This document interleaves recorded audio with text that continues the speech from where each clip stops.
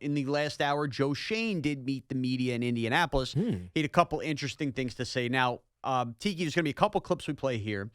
He commented a lot about his job status and being the general manager because a lot of that's been questioned. Now, before I set this whole thing up, Paul Schwartz put out a piece this morning in the New York Post essentially saying that the Giants themselves are not happy with the outside perception that is Joe Schoen, for lack of a better term, has been neutered. Right. He's going to worry about been scouting. Marginalized. Okay. Whatever. Yes. Right. That's a better way of saying it than he's like a dog, but yes.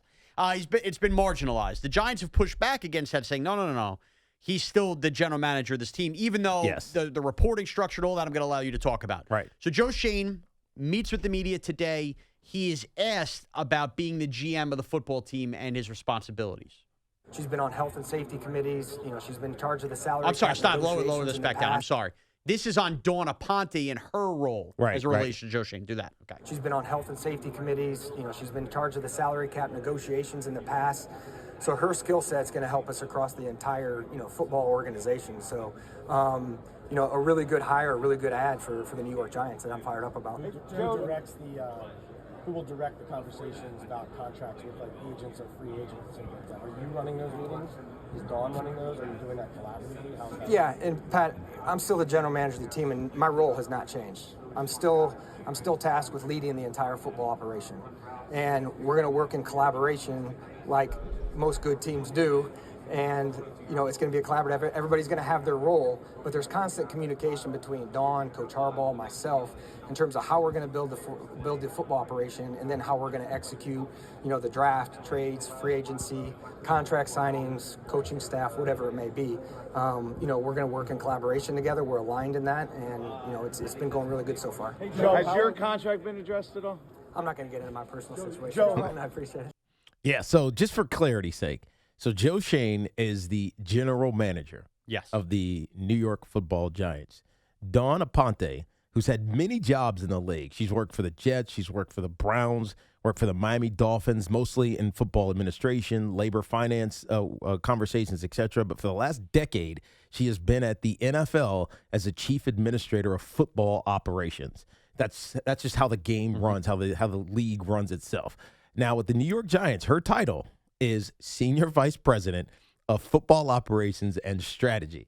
Now, it's interesting only because that's what Joe Schoen just said his role was. Right? Yes. I'm in charge of the football operations. Now, what I hear that as is Joe Schoen, as GM, is in charge of football operations, but he reports/works with Dawn Aponte, and it feels like they all now kind of get feedback from John Harbaugh. Now, there's only a couple of worries here. So this is, I don't want to say it's new to Dawn because she's done it in other places where she's been, vice president of labor, vice president of football operations with the Browns for a year, senior vice president with the Dolphins, same role for a couple of years. But for the last decade, she's been at the league office. So she's now jumping into the Giants. She's in this, let's call it middle. I don't want to call it muddled, but it's not muddled. It's kind of like this new role. Yeah. She's in this new role with different reporting options and opportunities, and she's reporting to John Harbaugh, but John Harbaugh is now kind of like a GM, but not really because he's still the head coach. And so he's never done that before. Right. And so it just, I'm not saying this is bad because the beauty of this is that Dawn has had a lot of success in her career. John Harbaugh has had ultimate success in his career. And I trust that that's going to be fine. But it just feels like there's a lot of moving parts that are at work here, and you hope that it goes very smoothly. So this is my biggest fear with this whole thing and hearing Joe Schoen speak. Now, I understand that there is stuff that Joe Schoen, John Harbaugh, whoever gets put in front of a microphone for the New York Football Giants are going to tell the public while things might, let's just be honest, be differently behind the scenes, right? You're going to paint a different picture publicly, maybe alter it a little bit between what's happened. I get all that. However, like you mentioned, Dawn Aponte in this new role, she has the title of Director of Football Operations. Joe Schoen, who has been Vice President. Okay. Joe Schoen, who has been in charge of everything, and him and Brian Dable working in collaboration. Now here comes John Harbaugh with the whole, I'm going to hold out and not agree to sign my contract with the New York Giants until I get everything in writing that I need in terms of the structure in reporting.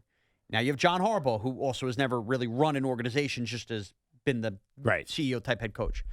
I'm worried that things are going to get lost in translation. It's going to lead to a murky offseason. I'm worried that you're worried that it's just going to get like who's in charge of what, who's doing, who has ultimate say. I'm just worried that not everything out of these three people's roles together has been defined enough where some might be under the impression that they're doing other stuff that others aren't. And that may sound stupid and silly out of a billion-dollar football organization. Right. But how could I not have that fear right now? Yeah, I mean, it's again, this is not a worry. This is not something that I'm going to lose sleep over because I have utmost faith in Dawn and obviously, who I don't know, so I'll call her Miss Aponte, but obviously in John as well because of his success as a head coach and the fact that just some of the words, the way that they've been wordsmithing this is normal in football operations. It feels like we get obsessed with titles, but the reality is it's always collaborative. Yes. The only thing that matters really is who gets the final say.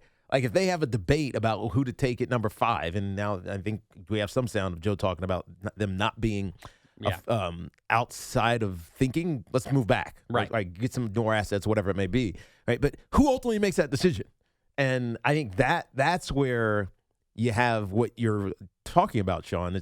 Maybe it gets a little murky. It does. Like who's in charge of what? It does. And I'm sure probably most of this has been addressed, but look, this happens in any way, shape, or form. Anytime there's a resurfacing or restructure in any company in the world, there are some loose ends that need to be figured out, and maybe you only figure that out by actually doing the jobs and saying, well, hold on, what are you doing here? Right. So, look, Joe Schoen's defending himself. You heard that last part of that. It was Jordan Renano asked him about any further update. This is the other part, Tiki. He essentially was going into this year as a lame duck. This was the last year on his contract, and I think people want to know, are you going to be extended? By the way, also, Joe Schoen and Dawn Aponte have worked together before. Miami? They were both in Miami. So that helps. It obviously helps. And it's not something that people will think about. They'll think about, could be cumbersome or burdensome. They worked together for 5 years or whatever it was down in Miami. I do wonder, this is the other part of what I have no idea until the free agency starts. Joe Schoen, and to his credit, he said this to us at the John Harbaugh press conference when we had him on. Right. He did not screw over the franchise in terms of contracts and craziness of contracts. Correct. Just to save his job. And I want to give Joe Schoen a lot of credit for that because that is true. Right. The Giants are not in cap hell because Joe Schoen felt like he needed to save himself before the organization. He did what was right for the organization. He did. And you have to, even if you don't like Joe Schoen, the GM, and disagree, and I've had my disagreements, you have to give him credit for that. But what I don't know now is Kevin Abrams was the guy in charge of the cap finances, right? And that's kind of what Dawn Aponte is also going to be doing here from what we understand. What is the John Harbaugh and Dawn Aponte approach to that? Are the Giants going to change their free agency approach compared to what Joe Schoen has had now? Yeah. Because that would tell me Joe Schoen's doing a different job then. Yeah. But again, to be determined. To be determined. We are less than 2 weeks away. Yeah. 3 weeks. From a free agency. Yeah, well, don't tell me. That's the day I come back from vacation. I don't want vacation. That's the 11th. So there's only 3 more days left in February, right? 4 more days in February. You're right. I'm a week away from being away. Yes, okay. So just over 2 weeks away, free agency starts. So we'll find out pretty quickly how that's going to look. Yeah. I mean, that's crazy. I can't believe that. You just scared the crap out of me, all right? I've been in this snowstorm. I've been home in 2 days, and all I keep telling myself is I got vacation in a week. And you just brought up how soon it is because I'm specifically coming back from vacation earlier for NFL free agency, how close that is to being over. Boy, the life is cruel. Now, he brought up, Tiki brought up the idea of Joe Schoen talking about the draft. Is that sound in there by chance? I know that Cap was just working on it. It was just kind of like live producing on the air. Okay, if you have that, let's play that. Sorry, folks. Yeah, we're gonna look at all options. We're open to moving back if an opportunity is there. We're also fine staying and taking a player there. And if you can't get out of 5, there's always a chance in the second round if you want to move back. Or if there's a good player, you can sit and take them. You can move back into the first round. So we're gonna keep all of our options open. Okay, open for business as he should be.